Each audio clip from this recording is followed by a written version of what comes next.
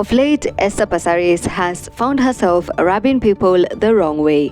But one person who's never minced his words when it comes to her is none other than Miguna Miguna, the one man with a tongue sharper than a razor blade. And just when we thought the beef had cooled off, Miguna recently dropped a bombshell on social media. Now, this is following the immense backlash that Esther Passaris has been receiving. Miguna Miguna sadly, well, not so sadly, hinted that Esther Passaris had a little affair on the side with a Congolese gentleman. He posted intimate photos of Passaris and the said man. Close, cozy they appeared in the photo, and captioned it with a cheeky jab. According to Miguna, the man sent him the photos and asked him to send warm greetings to Esther Passaris. The tweet has since gone viral, with Kenyans not holding back, urging Miguna Miguna to keep the fire burning. Many commented Kanyaga Shingo, with others urging Bado Anapumua.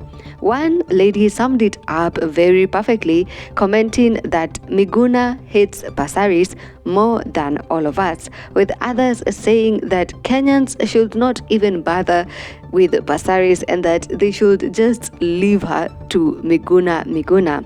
So clearly this is not something that began yesterday. This is a beef that has aged like Maratina and has been brewing since 2016. So let's take back the clock and revisit where it all began. You've probably come across clips from this interview. Back in 2016, the Nairobi gubernatorial race was heating up, and among the hopefuls were Esther Passaris and Miguna Miguna.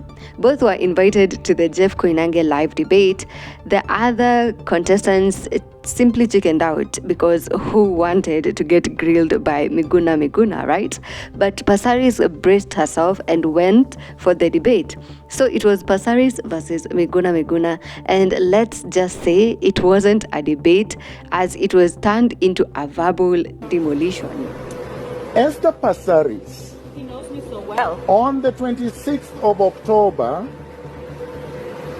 2005, oh wow, you were named in Parliament as having obtained a contract to adopt a light and procedurally. Esther Passaris, because you asked for it, so you are very corrupt. In fact, your files, I've done research on you, your files in City Hall stink to the high heaven. Miguna Miguna didn't just attack her politics, he went personal and, to say the least, ruthless. He said things like her success being entirely on her beauty and light-skinned nature, made allegations of a sex holiday proclaimed by Esther Passaris back in 2007, and even said that she was so beautiful that everybody wanted to rape her, leaving the viewers of Jeff Koinange stunned. And as you can imagine, the backlash then was swift. Esther Passaris on the 27th of December. How do you know all these dates? 2007, because I was there with her at the Pentagon House. In the impending days when Raila's victory was almost certain, you announced to the gathering that after Raila is inaugurated, you will take 30 days sex holiday in Seychelles. Sex holiday Who has absolutely no integrity, a socialite bimbo whose only claim to fame is because she is looking for billionaire sponsors. Yesterday it was Mwangi of Equity. The other day it was Gichuru of the former electricity Kenya Power. Not just swift but instant, Kenyans and women's rights activists called out the misogyny and sexist tone, but Miguna brushed it off like lint on a suit. He defended himself, saying that all the things he had said about Passaris was not defamation but simply the truth. Passaris, on the other hand, was not having it. She went to court, suing both Miguna and Jeff Koinange for defamation. The years of 2017 to 2018 were characterized by the two tearing each other apart, both in courtrooms and on social media platforms. They've been throwing jabs at each other since then, like seasoned boxers. Here are some of the exchanges from these years. Esther Passaris made a tweet in 2018 saying, "As a doctor, he should know better. As a rock activist, I'm not surprised. Miguna insulted me on live TV in 2017, calling me a socialite bimbo and falsely claiming I went on a sex holiday to Seychelles with my party leader. I've never been to Seychelles," she said.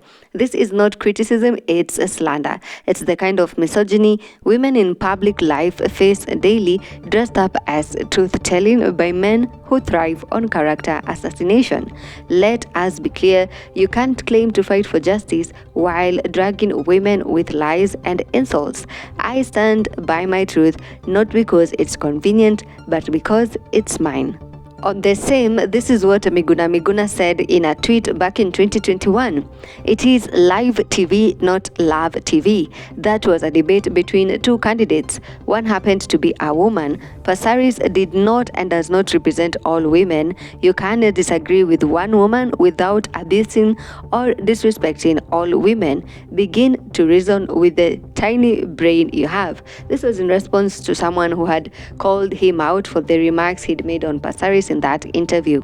In another tweet, he said, "Exposing Margaret Wanjiru's illiteracy on a TV debate was not demeaning, it was deconstructive. Reminding Esther Passaris of the sex holiday she told 50 people in 2007 about was not demeaning, it was the truth." Fast forward to 2025 and the Congolese twist enters the chat.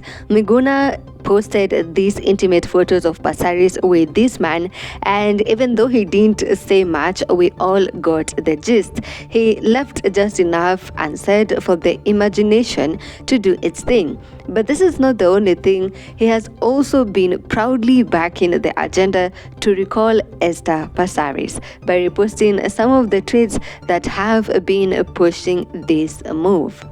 As Kenyans continue to watch the drama unfold on the other side of their screens, they can't help but wonder, is this purely political rivalry, or could it be rejected lover syndrome, as some ask whether Passaris carved Miguna at some point and the man just never healed, or is it Miguna just doing what he always says, deconstructing frauds? I guess that we may never know, but one thing is for sure, when Passaris and Miguna lock horns, you definitely wanna tune in, because one thing that is promised is drama and banter.